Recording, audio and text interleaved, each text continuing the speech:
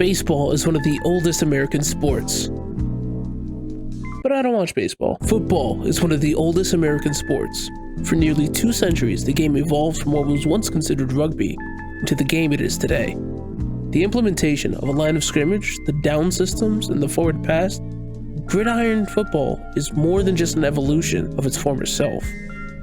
However, there are still odd things that are kept in the game as tradition. For instance, hash markers on the field aren't straight down the middle. There's a left and right hash that the ball must be placed on at the beginning of a down before a play is made. Now, off the top of my head, I couldn't tell you why this rule's in place. I can only tell you that it is. It's how they did it in the 1932 playoff game, and they've kept doing it since. Sure, they've changed the placement of the markers, but there's nothing stopping the NFL from going back to the original rule set. However, the hash marks are an evolution of the original game that was being played prior to that Chicago Bears 9-0 shutout, and it was an evolution that stayed with the game for almost 90 years. Another evolution in football was when the NFL decided to throw away tradition and move the goalpost back to the end of the end zone after keeping it at the goal line for more than half a century. So how can we use this history and understand how games evolve and become greater after reflecting on older systems? This is HDVideo.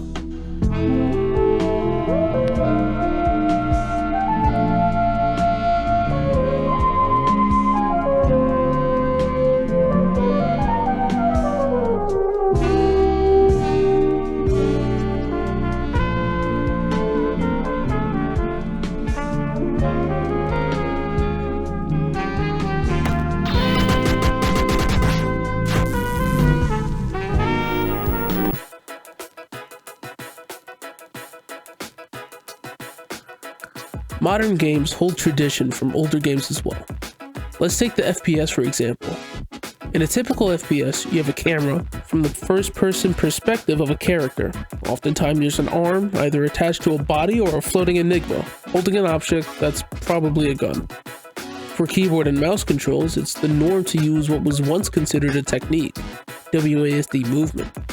Well, why don't we use ESDF? It's arguably a better control scheme, as it allows more keys to be pressed within immediate range, while also promoting proper typing technique.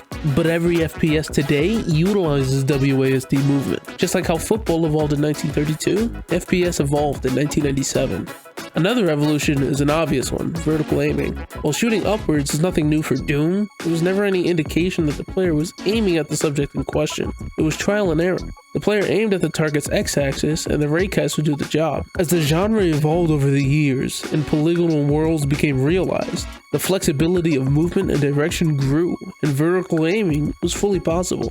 Each small evolution a game creates can either be so influential that the genre couldn't go without it, or continues to stay exclusive to the game. And every genre has this latent gene of its predecessor, and some of them we can't go without. Restricting the player's movement was commonplace in action and adventure titles of the early 2000s. They're what's most commonly known as tank controls, and that control scheme is barely used in any of their modern counterparts. It's a design that has aged poorly over time, as we understand now that 2 analog sticks go purr. It's a challenging experience that gives next to no advantage to the player, who shouldn't be fighting their controller as much as the wolf in front of them. So as designers and developers, we often find ourselves adding in those features from games that inspired us, no matter how it may not be good for the overall design of the game. A lot of the time, we let these decisions go without thinking. I hear myself almost all the time, well, that's how they did it, why reinvent the wheel? But that's the thing, the wheel is already there, we're just fitting a new tire. We're trying to figure out how to retool these designs and questions and understand why they're a good fit for the product. We constantly ask ourselves, how can we stand away from the pack and how can we be unique? However, we have to be careful as to not create something that won't resemble what we envision as the final product. So what do I mean by that? Well, I've yet to play it, but bullet per minute seems to understand what I'm getting at. Normal FPS allows the player to shoot, move, jump, and reload as much as they wanted, whenever they wanted. BPM takes a different route and forces the player to make such actions to the beat of the music. If it's done off beat, the action won't perform. It's certainly an odd design choice that I think will inspire other rhythm hybrid games, seemingly how Crypto the Necrodancer inspired this, especially in the starved genre that rhythm games have become in the recent years after their ungraceful foie gras by Activision, EA, and others a decade ago. Speaking of Crypt of the Necrodancers, it's another game that takes a rhythm hybrid to the top-down dungeon crawler, where you aren't penalized for missing the beat, but you are missing out on the positive feedback loop that it provides. A lot of these ideas and evolutions from prior designs are from rapid prototyping. I can take one of the Hammer's current projects as an example. For this platformer, we really like how Super Smash Bros. Melee implements movement techniques. However, harder and more complex techniques such as moonwalking can be further simplified to match other games with similar movement patterns. Now, should all platformers play like this? Of course not. Doesn't make sense for them to.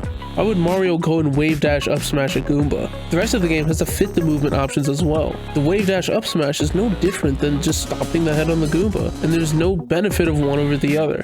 Those movement options add next to nothing to the underlying game, and the fissure is created between the player's abilities and the rest of the game's design.